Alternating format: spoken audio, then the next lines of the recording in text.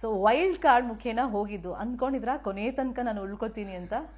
ದೇವರಾಣೆಗೂ ಅಂದ್ಕೊಂಡಿರಲಿಲ್ಲ. Actually ಒಂದು 2 to 4 weeks ಇರ್ತೀನಿ ಅಂತ ಅಂದ್ಕೊಂಡಿದ್ದೆ.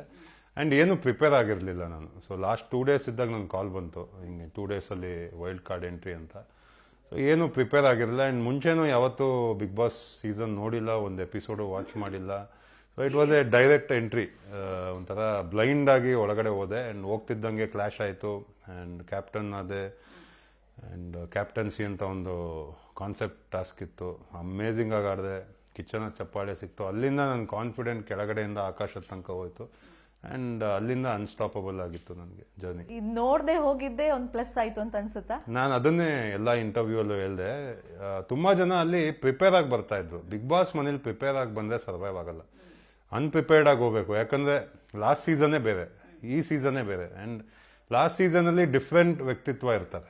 ಈ season everybody is different. So ನಾವು ಮನೆಗೆ ಬಂದಾಗೆ ಗೊತ್ತಾಗೋದು ಅಲ್ಲಿ ಒಬ್ಬೊಬ್ರು ಹೆಂಗೆ ಆಡ್ತಾರೆ ಅಂತ. ಆ್ಯಂಡ್ ಆ ಫ್ಲೋ ಅಲ್ಲೇ ತೊಗೊಂಡು ಹೋಗ್ಬೇಕು ಆಟ. ಅಲ್ಲೇ ನಾವು ಡಿಸಿಷನ್ ತೊಗೋಬೇಕು, ರೈಟು ರಾಂಗು.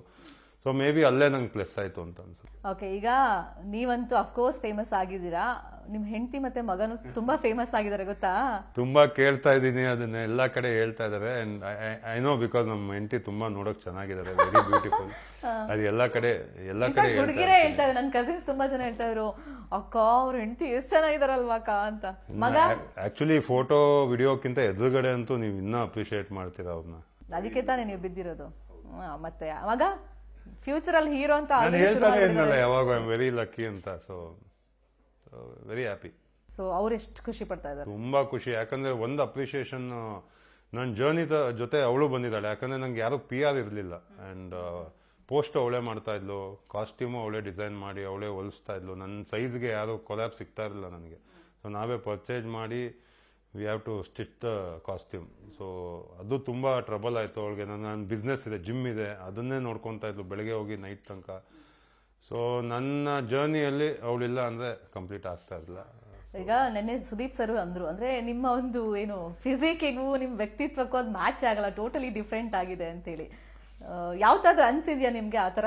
ಅಂದ್ರೆ ಲುಕ್ಕಿಗೂ ನನ್ನ ಒಳಗಡೆ ಇರುವಂತ ಒಂದು ಮಗುಗೂ ಅಥವಾ ಆ ವ್ಯಕ್ತಿತ್ವಕ್ಕೂ ಮ್ಯಾಚ್ ಆಗಿ ಹಂಗಂತಲ್ಲ. ಸೊ ನಾನು ಅಲ್ಲಿರೋ ಕಂಟೆಸ್ಟೆಂಟ್ಗಳು ಇದು ಹೇಳ್ತಾ ಇದ್ದೆ. ಮೇ ಬಿ 30 years ಇದ್ದಾಗ ನನಗೆ ಬಂದಿದ್ರೆ maybe I was a different Raghu. ಆಗೊಂದು ರೆಸ್ಪಾನ್ಸಿಬಿಲಿಟಿ ಇರಲಿಲ್ಲ, ಮ್ಯಾರೇಜ್ ಆಗಿರಲಿಲ್ಲ, ಮಗ ಇರಲಿಲ್ಲ. ಆ್ಯಂಡ್ 25 years ಆಫ್ ಜರ್ನಿ ತುಂಬ ಸ್ಲೋ ಆಗಿ ಬಿಲ್ಡ್ ಮಾಡಿರೋದು. ಮುಂಚೆ ಎಲ್ಲ ನಮ್ಗೆ ಇನ್ಸ್ಟಾಗ್ರಾಮ್ ಇರಲಿಲ್ಲ, ಸೋಷಿಯಲ್ ಮೀಡಿಯಾನೇ ಇರಲಿಲ್ಲ. ಸೊ ಎಷ್ಟು ಅಚೀವ್ಮೆಂಟ್ ಮಾಡಿದ್ದೀನಿ ಇಲ್ಲಿ ತನಕ. ಒಂದು 15 gold medal, international gold medal ಇದೆ, ಕ್ರೀಡಾ ರತ್ನ ಅವಾರ್ಡ್ ಕೊಟ್ಟಿದ್ದಾರೆ. And countless medals, national level, state. So ಏನಾಗುತ್ತೆ ಅಂದಾಗ ಅದೆಲ್ಲ ಮಾಡಿದಾಗ ಒಂದು ಡಿಸಿಪ್ಲಿನ್ ಬರುತ್ತೆ ನಿಮ್ಮ ಲೈಫಲ್ಲಿ. ಆ್ಯಂಡ್ ಅಪ್ಸ್ ಆ್ಯಂಡ್ ಡೌನ್ಸ್ ತುಂಬ ಇತ್ತು ನನ್ನ ಲೈಫಲ್ಲಿ. ಒಂದು 14 years ಕೆಳಗಡೆ ಡ್ರಾಪ್ ಆಗ್ತಾನೆ ಇದ್ದೆ. ಕೋವಿಡ್ ಆದಾಗೂ ನಮ್ಮ ಜಿಮ್ ಆಲ್ಮೋಸ್ಟ್ ಕ್ಲೋಸಲ್ಲಿತ್ತು. ಮತ್ತೆ ಕೆಲ್ಸಕ್ಕೆ ಹೋದೆ, ಅಲ್ಲೆಲ್ಲೋ ಪಿಕಪ್ ಆಗಿ ಆಮೇಲೆ ನಂಗೆ ದರ್ಶನ್ ಸರ್ ಸಿಕ್ಕಿ ಕೈ ಹಿಡಿದಾಗೆ ನಾನು ಅಲ್ಲಿಂದ ಮೇಲ್ ಬಂದಿದ್ದು ಲೈಫಲ್ಲಿ. ಸೊ ಯಾವತ್ತೂ ಮರೆಯಲ್ಲ ದರ್ಶನ್ ಸರ್ನ. ಆ್ಯಂಡ್ ಇದೆಲ್ಲ ಒಂದು ನನಗೆ ಎಕ್ಸ್ಪೀರಿಯನ್ಸು. ಸೊ ಇದನ್ನೆಲ್ಲ ಮೈಂಡಲ್ಲಿ ಇಟ್ಕೊಂಡು ಮನೆಗೆ ಹೋದಾಗ ಎಲ್ಲೋ ಒಂದು ಕಡೆ ಇರುತ್ತಲ್ವ, ನನ್ನ ಮಗ ನೋಡ್ತಾ ಇದ್ದಾನೆ, ನಮ್ಮ ವೈಫ್ ನೋಡ್ತಾ ಇದ್ದಾರೆ.